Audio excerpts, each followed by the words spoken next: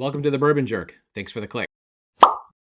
So, a few weeks ago I get a text from my buddy D-Rock and it says, send me $90. I can tell you what bottle it's for, or you can go blind, or you can just say no altogether.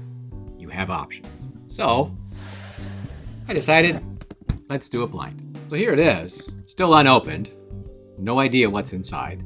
I assume it's a bottle of bourbon, or perhaps a bottle of rye. There's also a possibility this could all just be an elaborate prank.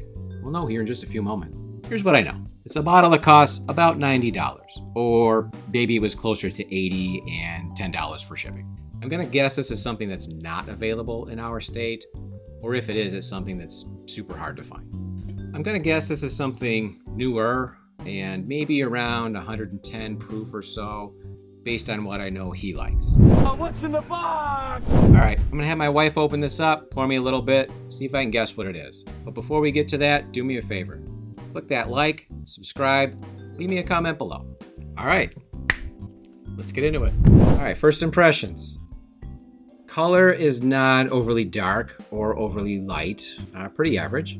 I'm gonna guess it's not something that's double oaked. And I'm also gonna say it's something that's not ultra aged. On the nose.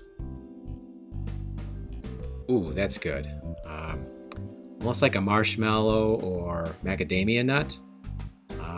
Also, it's not very proofy. I'm not picking up a lot of ethanol. On the palate. Ooh, that's really good. That marshmallow note definitely carries on over onto the palate. Almost candy-like. It's really sweet. It's got a nice full flavor to it.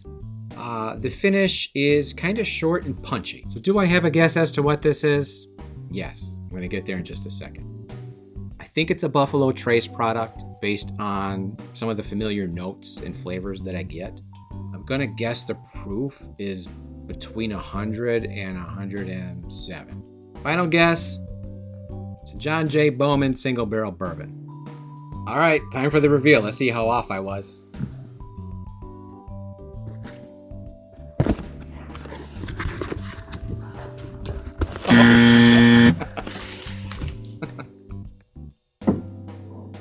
Well, there you have it.